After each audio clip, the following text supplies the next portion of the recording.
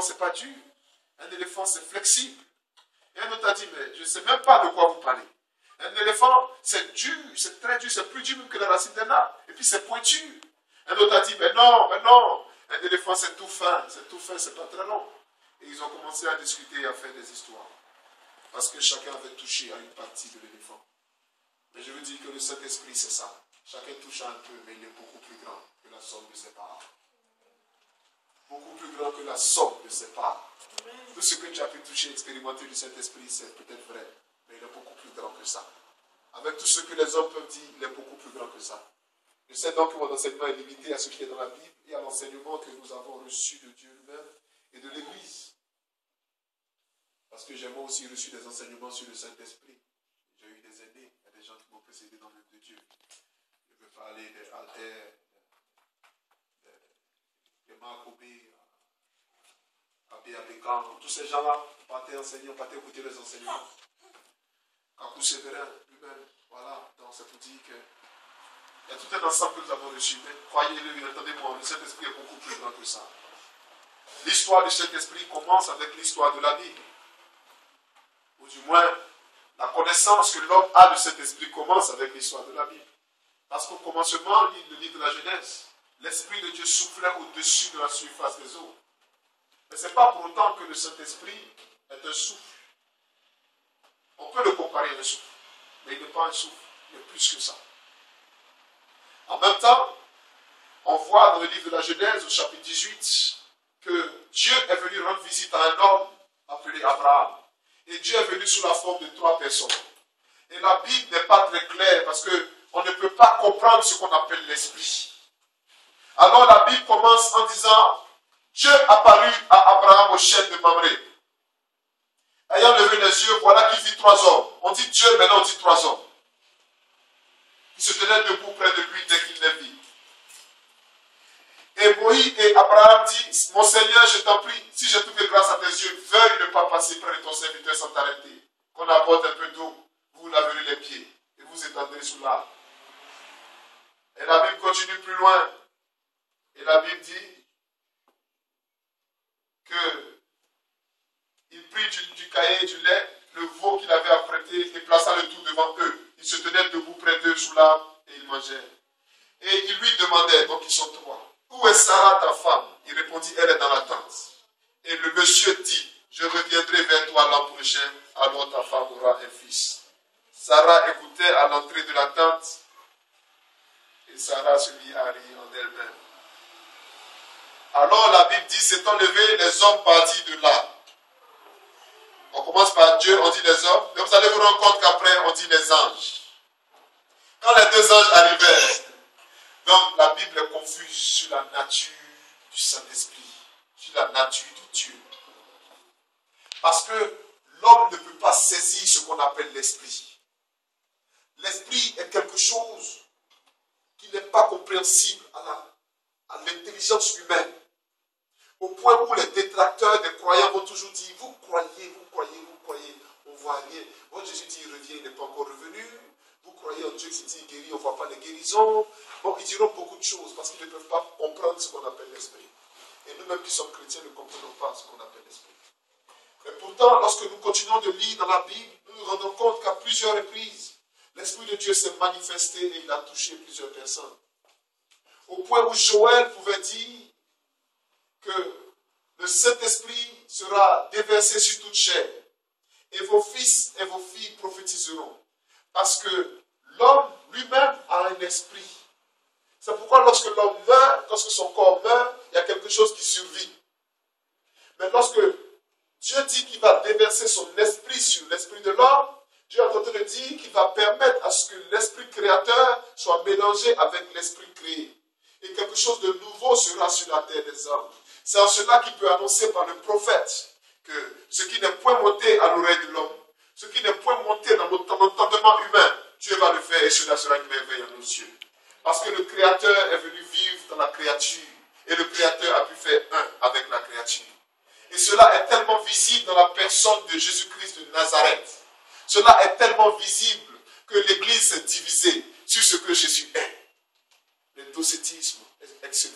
Où on dit que Jésus est homme et que l'Esprit comme la chair est mauvaise. Donc l'esprit n'était pas mélangé. Donc le Christ venait et le Christ partait, mais Jésus était homme. Non, non, Jésus était tellement homme et en même temps tellement esprit de Dieu.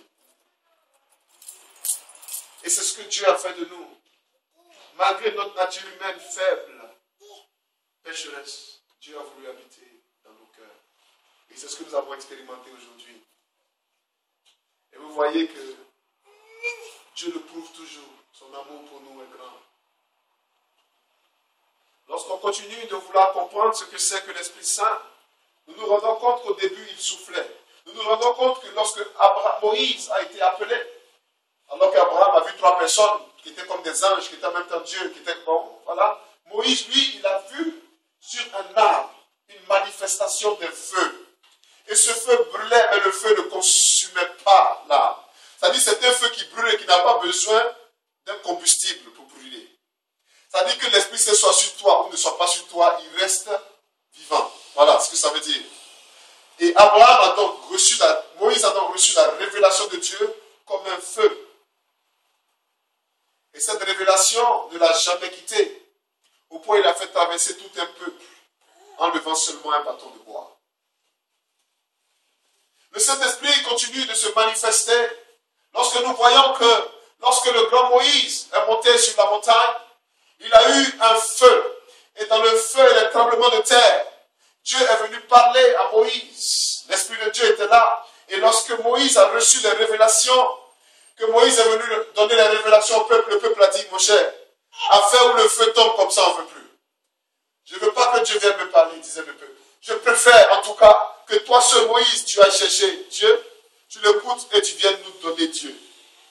Alors que la volonté de Dieu, c'était de se donner à tout homme, l'homme a choisi des chefs pour recevoir Dieu de lui. Puisque c'est l'homme qui a voulu faire ça, Dieu était obligé d'accepter. C'est pourquoi l'homme a toujours un problème avec Dieu. Parce que l'homme n'arrive pas à comprendre que lorsque Adam et Ève étaient créés, Dieu venait lui-même parler avec Adam et Ève. Le désir de Dieu, c'est d'être en communion avec toi. Il faut que je reprenne ça pour que tu saisisses. Dieu n'a pas pour désir de venir te donner une maison, une voiture, un boulot, un mari, 15 enfants, 27 maisons. Ce que Dieu veut, c'est une communion avec toi. Tu as été créé pour la communion. Tout en toi réclame la communion de Dieu. C'est pourquoi que tu le veuilles ou non, tu as besoin de Dieu. Lorsque Moïse a vécu ce feu-là, quelques années après est venu un autre prophète qu'on appelle Élie. Et le prophète Élie faisait des œuvres magnifiques et merveilleuses au nom de ce même Dieu. Et le prophète Élie a rencontré Dieu sur la montagne. La même montagne où Moïse l'a rencontré dans le feu, Dieu a dit, Élie, qu'est-ce que tu entends? Élie a entendu le vent, il a entendu les tremblements de terre, il a entendu tout. Dieu dit, je ne suis pas dedans. Et il y a eu une petite brise légère, et la voix, l'onction de Dieu, l'Esprit de Dieu s'est manifesté pour dire, maintenant c'est moi. C'est pourquoi il ne faut pas limiter Dieu aux manifestations grandioses, il ne faut pas limiter Dieu aux manifestations silencieuses. Dieu est tout ça, et plus encore. Est venu un homme qu'on appelle Jésus-Christ de Nazareth, le merveilleux, le fantastique et le spectaculaire, qui est venu avec la plénitude de ce qu'on appelle l'Esprit Saint. Et lorsqu'il a fait des manifestations, la multiplication du pain, il a transformé l'eau en vin, lorsqu'il a fait toute forme de manifestation, beaucoup de gens ont cru que, voici Dieu. Nous, on ne peut pas, mais c'est Dieu qui est là. Et ils ont commencé à adorer l'homme Jésus. Jésus n'a jamais dit ne m'adorez pas, je ne suis qu'un homme. Parce qu'il savait qu'effectivement, il était Dieu. Le problème, c'est que Jésus a fait une promesse et il leur a dit, il est préférable que je m'en aille, parce que si je ne m'en vais pas, l'Esprit Saint ne peut pas venir sur vous. Et lorsqu'il parlait de l'Esprit Saint, il l'a décrit, il a dit un autre consolateur. Par le terme autre, il voulait dire comme moi, un autre comme moi. Quand on traduit ça du grec, les musulmans pensent qu'il veut dire un autre homme. Ce n'est pas un autre homme, il dit un autre comme moi. Il veut dire quelqu'un qui a sa nature divine. Et le Saint-Esprit a donc été promis aux apôtres. Et Jésus souffle sur eux, comme si le Saint-Esprit était du vent. Et Jésus parle, il dit, vous recevrez, lorsque vous allez boire de l'eau que je vais vous donner, des fleuves d'eau plutôt vivre pour le rendre. Et l'apôtre ajoute, il parlait du Saint-Esprit qui ne leur était pas encore donné. Donc le Saint-Esprit aussi, c'est comme de l'eau. Je vous ai dit, le Saint-Esprit, c'est tout ça. Mais c'est encore plus. On dit que Jésus se fit baptiser. Lorsqu'il sortit de l'eau, le Saint-Esprit sous une forme corporelle. Dieu a voulu, son Saint-Esprit a voulu prendre la forme d'un oiseau. Donc, le Saint-Esprit aussi, c'est oiseau. Et il s'est posé sur Jésus. Je vais te poser une question. Est-ce que tu as déjà vu comment les colombes là sont sensibles? Est-ce que tu as déjà essayé d'attraper une colombe? C'est des oiseaux, quand tu t'approches, ils fuient. Même quand ils sont bien domestiqués, qui viennent dans ta main pour manger, essaie de bouger un peu, tu vas voir, ils s'envolent. On dit que l'oiseau est venu se mettre sur Jésus. Encore une fois, Dieu nous enseigne quelque chose de profond. Que le Saint-Esprit, lorsqu'il vient dans ta vie, il faut marcher de sorte à ne pas le déranger. Parce que je reconnais qu'ils font fuir le Saint-Esprit à tout moment. Et Saint Paul, donc, l'apôtre dit, n'éteignez pas le Saint-Esprit, n'attristez pas le Saint-Esprit. Le Saint-Esprit est donc un esprit. Pire, il est une personne. On parle de la personne du Saint-Esprit. Et parce qu'il est esprit, il peut prendre toute forme de manifestation. Vous comprenez? Parce que l'esprit n'est pas quelque chose de compréhensible à l'homme. Donc, l'esprit créateur peut prendre toute forme de manifestation pour se présenter à l'homme. Si Dieu vient par les paroles de connaissance se manifester, c'est comme il veut. Si Dieu vient faire des délivrances, c'est comme il veut. Mais c'est l'Esprit de Dieu qui le fait. Jésus nous annonce une chose. Il dit, lorsque viendra l'Esprit Saint, il dit, il ne parlera pas de lui-même. C'est pourquoi on ne donne pas de parole au nom de cet esprit. On ne dit pas, le Saint-Esprit dit que non. On dit Jésus. Jésus. Ou bien tu entends la voix qui dit, dis-leur que dis-leur que je suis au milieu d'eux. Comme si c'était Jésus qui parlait. Mais c'est le Saint-Esprit qui est l'Esprit de Jésus ensemble. Qui habite en nous. Frères et sœurs, ce que nous avons expérimenté tout à l'heure, cette présence forte, les frissons, les vagues de présence, le vent qui souffle de la tête aux pieds, la lumière qui s'allume de la tête aux pieds. Bon, tout ça, c'est pour dire qu'il y a un Saint-Esprit. Et c'est l'Esprit créateur, c'est l'Esprit de Dieu. Tout homme, et je dis bien tout homme, toute chair, va et doit recevoir le Saint-Esprit. C'est la volonté de Dieu que tout homme ait le Saint-Esprit. Que tu sois musulman ou bouddhiste ou sikh, hindou, tout homme, la volonté de Dieu, c'est que tout homme reçoive le Saint-Esprit. Beaucoup de gens pensent que le Saint-Esprit, on le trouve dans des lieux. C'est l'Esprit, il peut donc être dans des lieux. C'est pourquoi on peut faire des pèlerinages dans certains lieux pour rencontrer la présence. Oui, l'Esprit peut habiter des lieux. On peut prier dans un endroit à tel point où, quand quelqu'un rentre, il tombe, terrassé par la présence. Oui, c'est très possible. Mais l'Esprit Saint, c'est plus que ça. Certains pensent que le Saint-Esprit, on doit le transférer dans les objets. Oui, ça se fait, parce que c'est un esprit. Vous comprenez? Ce qu'on appelle un esprit, c'est tellement grand et vaste, que l'entendement, il ne peut pas. Comment moi je peux souffler sur mon mouchoir, et puis j'ai le Saint-Esprit dedans, là, monsieur le malade. C'est l'Esprit Saint. C'est l'Esprit Saint. La plus merveilleuse des choses, frères et sœurs, c'est que la personne du Saint-Esprit, puisque c'est une personne, a décidé de quitter la présence de Dieu et de vivre en nous, en chacun de nous. Un jour que j'étais couché, Dieu m'a montré la source de la vie. J'étais couché, j'ai vu la source de la vie. Et la source de la vie, ce qui nous tient en vie là, l'homme qui fait le malin comme ça, c'est une toute petite lumière ici, au niveau du ventre. Une toute petite lumière. Et je me disais que moi, ça fait près de 10 ans que je prie, Seigneur, ça fait 15 ans que je suis en prière. Donc, quand il m'a promis de monter la source de la vie, j'espérais voir une grande puissance en moi. J'ai vu une petite lumière comme ça. Il dit, c'est ça. Et donc, les gens qui... Il dit, pour l'âme, c'est encore plus petit même. La vie, c'est pourquoi on dit la vie est comme un souffle. C'est pourquoi la Bible compare la vie de l'homme à l'herbe qui pousse et qui tombe. C'est rien du tout. Rien du tout. Et Dieu a voulu que ce rien du tout là soit habité par le tout. Et que le tout prenne le rien du tout. Et que tout ça devienne un. Frères et sœurs, ce que le Saint-Esprit fait de nous, c'est merveilleux. Je veux en encore vous rappeler des choses. Je vais vous rappeler comment l'océan, l'océan, comment c'est vaste.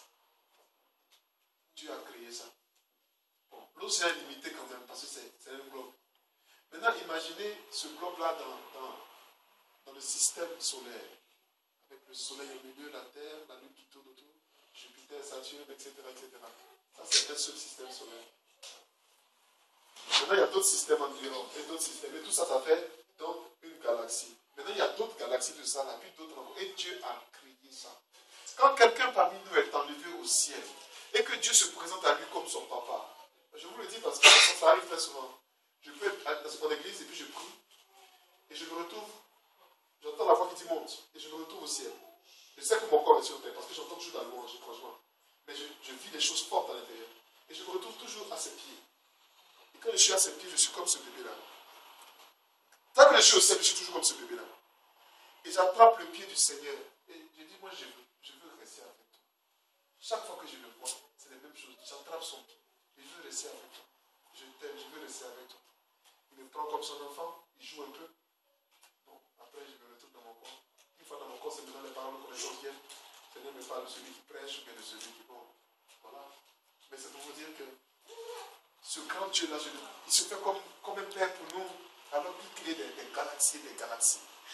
J'aimerais que tu comprennes. Si ce grand Dieu-là décide d'habiter vraiment en toi, je t'en supplie, change ton comportement. Parce que c'est tout le royaume de Dieu qui est en toi. Tu dois être un vrai ambassadeur, un vrai représentant. La présence, représentant de Dieu. Il faut que nous apprenions à porter Dieu comme il porte une colombe, avec beaucoup de respect et de majesté. Il faut apprendre à porter Dieu comme si on avait du vent qui peut s'évaporer, avec beaucoup de soin. Il faut le prendre avec soin. Il faut comprendre que nous devons accepter le Dieu que nous avons en nous comme le feu. Et le feu, il faut le maintenir allumé. Dieu faisait descendre le feu du ciel, c'était les prêtres qui devaient maintenir le feu allumé.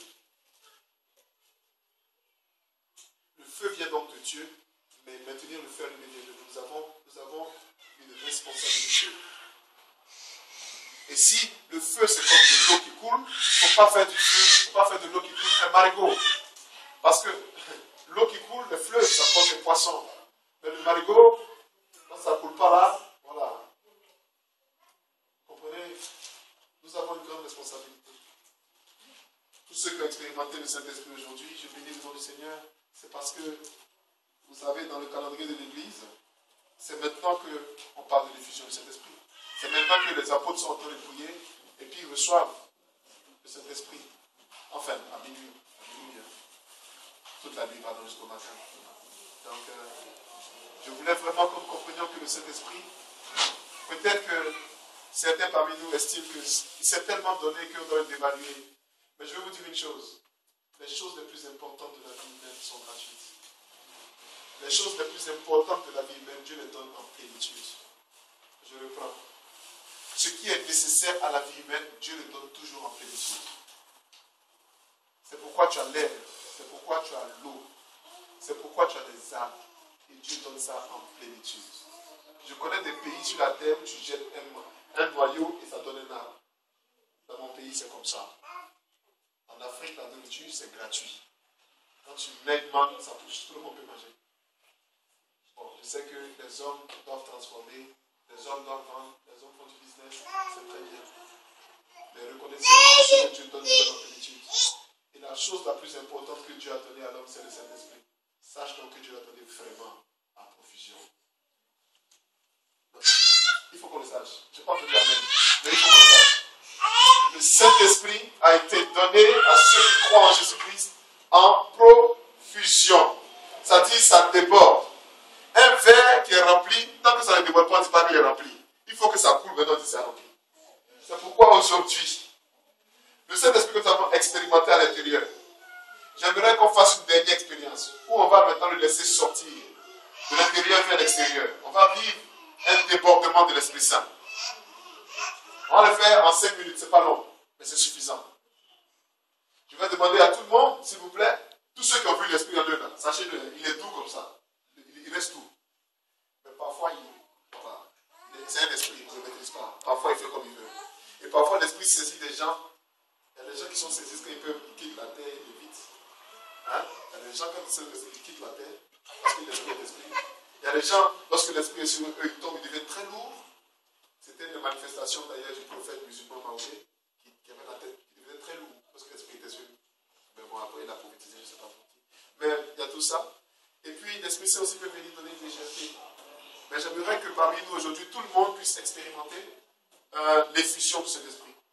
La profusion, être rempli jusqu'à déborder. Alors, on va se tenir debout 5 minutes, s'il vous plaît. Et ce qu'on va faire, c'est qu'on va demander au Saint-Esprit de nous dépasser, de nous remplir. Parce que Saint Paul était très conscient que la vie chrétienne ne peut pas se faire si vous n'êtes pas ivre de l'Esprit Saint. Si vous n'êtes pas rempli de l'Esprit Saint. Si nous ne sommes pas remplis de l'Esprit Saint, il ne faut pas vivre une vraie vie chrétienne. Je vous enseigner la semaine passée, une route que tu n'as jamais parcourue, s'il n'y a pas de signes, tu vas te perdre. Il faut des signes. Et un des signes de la présence de Dieu, c'est aussi l'effusion, la profusion de l'Esprit Saint. Y a-t-il des gens parmi nous qui ne chantent pas en langue, qui ne parlent pas en langue? S'ils veulent le don, s'il vous plaît, vous levez la main, on va prier pour vous. Y a-t-il des gens parmi nous qui ne parlent pas en langue ou qui ne chantent pas en langue? S'ils veulent le don, vous levez la main. Voilà. Si vous voulez le don. Voilà. Donc, regardez les frères qui sont à côté d'eux. On va prier, vous allez imposer, prier la main, vous pouvez prier pour eux pour que le don se manifeste. Et ils vont commencer à parler en langue, ils vont commencer à chanter en langue. Maintenant, je vais vous dire une chose. Chaque communauté chrétienne a une grâce particulière. Et c'est Dieu qui fait exprès. Et je sais qu'il y a beaucoup de gens qui n'aiment pas un type de chrétien, ou bien n'aiment pas ce groupe, on n'aime pas. Et je vais vous demander vraiment de tout mon cœur, que nous ne soyons jamais comme ça. Nous ne devons jamais dire, nous devons arrêter de penser que tel groupe de chrétiens, ils sont comme ça, nous on est comme ça. Ce que Dieu va donner comme don, il nous le donne à nous.